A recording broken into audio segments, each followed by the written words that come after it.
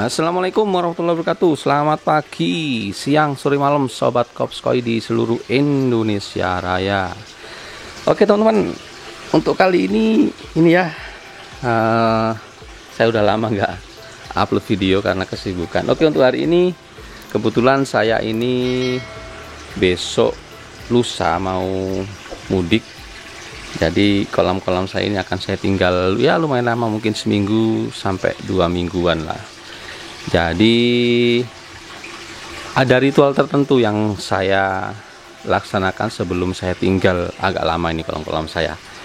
Apa saja?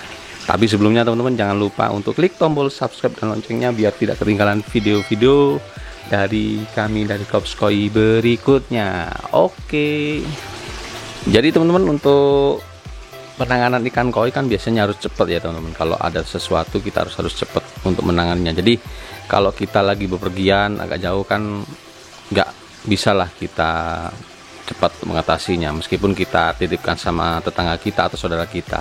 Soalnya kan mungkin mereka belum tahu penanganannya seperti apa. Jadi untuk kali ini akan saya share kebiasaan saya kalau mau saya tinggal agak lama. Seperti kemarin saya tinggal hampir 2-3 mingguan, alhamdulillah aman-aman aja.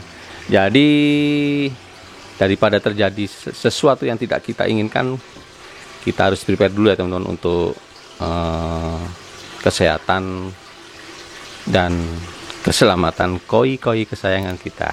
Untuk yang pertama teman-teman, dari saya biasanya itu yang paling penting itu ini ya, tentang kelistrikan. Yang pertama itu, yang paling utama itu tentang kelistrikan untuk saya, yaitu ini colokan teman-teman. Colokan ini usahakan aman ya, khususnya untuk tikus biasanya. Jadi gunakanlah kabel-kabel listrik yang standar ya, jangan pakai kabel audio yang warna-warni itu. Kabel listrik standar begini, kalau perlu dikasih pipa atau yang aman lah dari godaan-godaan tikus yang mengerat itu. Soalnya saya pernah itu pengalaman waktu kolam saya yang di tengah itu fat yang ini dulu. Nah itu saya pakai kabelnya kabel audio itu. Saya tinggal mudik cuman 5 hari kayaknya itu. Lah itu ternyata kabelnya putus dimakan tikus. Dan alhasil pompanya mati kan, dan pompa airnya tidak sirkulasi, tidak ada aerator ACDC waktu itu. Akhirnya ikan saya mati satu kolam. Lumayan, berapa ekor ya, 15 ekor lah. Itu yang pertama teman-teman ya. Untuk kelistrikan jangan disepelekan. Terus jangan lupa untuk pulsa listriknya. Nah ini token ini, kalau teman-teman meterannya di rumah pakai token ya, sebelum pulang, sebelum ditinggal dicek dulu ya pulsanya tinggal berapa, sesuaikan aja. Kalau saya ini biasanya 1 bulan itu habis 400-500 ribu lah ya. Kalau ini AC tidak nyala ya, itu sekitar itu. Jarang nyala maksudnya, bukan nggak nyala. Jadi kalau bisa diisi lebih lah, jangan sampai nanti kehabisan listrik. Kehabisan pulsa listriknya. Atau yang prabayar, yang jadul bukan pulsa begini nggak masalah. Seperti itu untuk kelistrikannya. Terus yang kedua berikutnya untuk filtrasi. Filtrasi teman-teman harus ini ya, harus jaga atau harus dibersihkan dulu, harus di backwash dulu sebelum ditinggal. Jadi kebetulan kemarin ini sudah saya backwash dan bersih. Tujuannya apa ya untuk kebersihan? Yang paling penting itu mengantisipasi kalau airnya mampet, terlalu kotor kan mampet kayak kemarin tuh. Ya sebelum di backwash airnya udah naik segini nih. Nah ini salah satu tanda kolam saya itu sudah mampet dan waktunya di backwash. Dan di backwash minimal chamber mekanis saja. Terus yang biologis gimana Om? Ya biologis menyesuaikan. Kalau seandainya udah terlalu banyak endapan lumpur dan indikasi untuk mampet, ya perlu di backwash juga seperti itu. Yang penting jaga kebersihan, filtrasi atau air kolamnya sebelum kalian tinggal mudik atau liburan. Yang ketiga, yang berikutnya, yaitu pastikan peralatannya normal ya. Peralatan apa? Itu pompa. Jadi pompa kalau sudah mulai penyakitan, mending diganti dulu deh daripada nanti terjadi apa-apa di tengah jalan. 1-2 hari teman-teman udah liburan, akhirnya pompanya mati, kan bahaya juga teman-teman. Mending kita invest, kita ganti pompanya yang baru biar tidak terjadi apa-apa. Terus aerator juga, kalau ada aeratornya dipastikan oke. Terus yang paling penting juga, yang mungkin sepele ya, ini instalasi aeratornya. Kalau saya kan pakai selang nih, selang ke Uniring di bawah atau batu aeratornya, pastikan bersih dulu. Kemarin ini kebetulan seminggu yang lalu Uniringnya udah saya sikat, saya nyemplung di situ, saya sikat di situ. Jadi untuk kebersihannya biar tidak mampet teman-teman ya. Itu yang ketiga.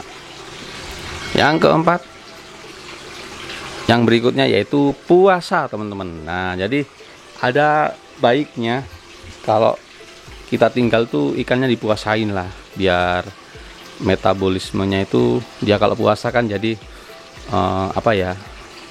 kalau dalam bahasa kedokteran nggak paham saya. Yang jelas kalau ikannya puasa itu dia lebih sehat karena airnya kan tidak ada buang kotoran ya dia, jadi airnya itu bersih, bebas racun, bebas amonia, seperti itu. Kalau teoritisnya saya kurang paham. Tapi kalau teman-teman tidak tega untuk memuasakannya sampai beberapa hari, seminggu gitu ya, solusinya pakai auto feeder. Saya pakai auto feeder. Jadi biasanya kan 3 kali, sehari 3 kali kan.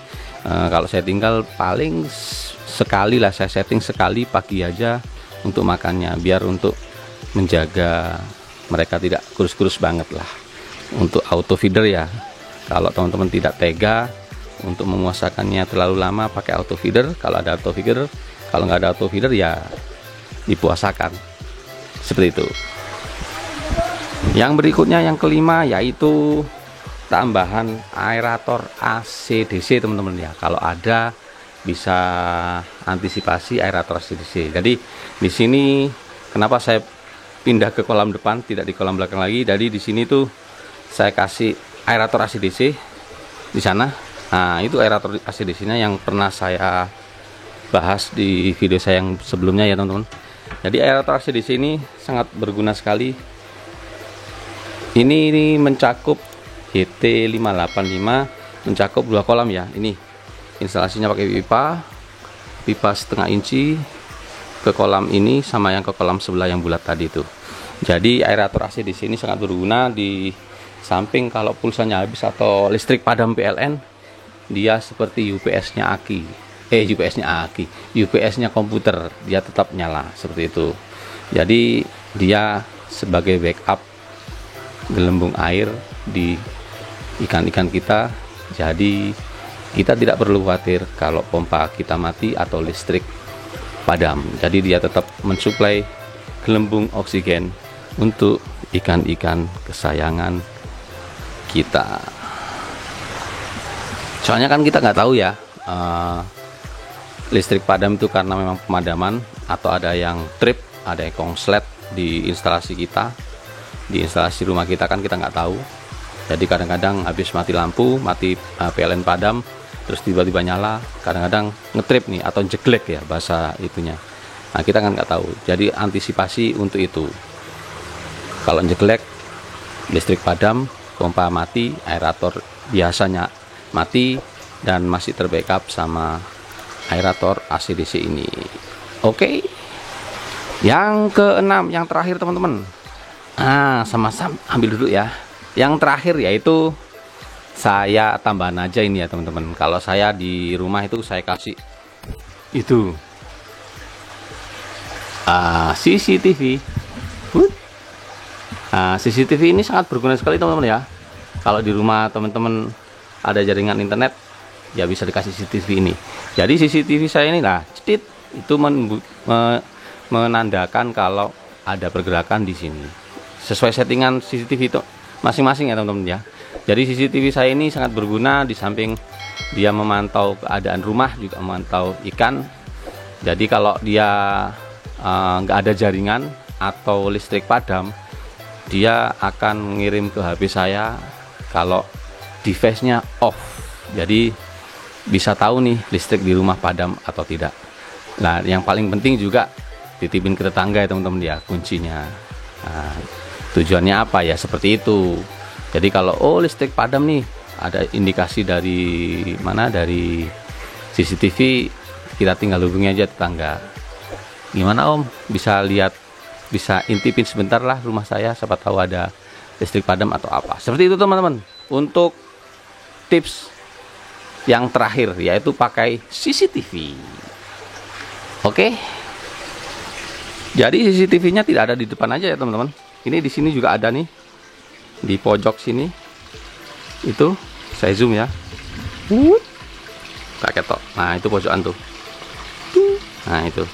Di sini juga ada CCTV, jadi di samping untuk memantau keadaan rumah dan juga untuk memantau kolam ikan koi kita. Oke teman-teman, itu sedikit tips dari saya ala Kops Koi. Kalau saya tinggal bepergian, kolam-kolam saya, ikan-ikan saya, demi keamanan dan kenyamanan ikan kita dan liburan kita. Meskipun sekarang belum, udah lewat ya musim liburan, tapi ya kebetulan saya baru bisa liburan besok. Kemarin kan waktu hari libur saya harus ada kerjaan. Seperti itu teman-teman. Terima kasih atas perhatiannya teman-teman. Jangan lupa untuk klik tombol subscribe dan loncengnya biar tidak ketinggalan video-video dari Kops Koi berikutnya. Dan mungkin ada saran, pertanyaan atau lain-lain, bisa coret-coret di bawah di kolom komentar. Dan mungkin teman-teman untuk pembelian pakan dan lain-lain, konsultasi ngopi bareng, silahkan datang ke rumah, ketik aja di map Kops Koi Banyuwangi, nanti akan dipandu sama mbak-mbak, tante-tante di map. Seperti itu teman-teman. Terima kasih, semoga bermanfaat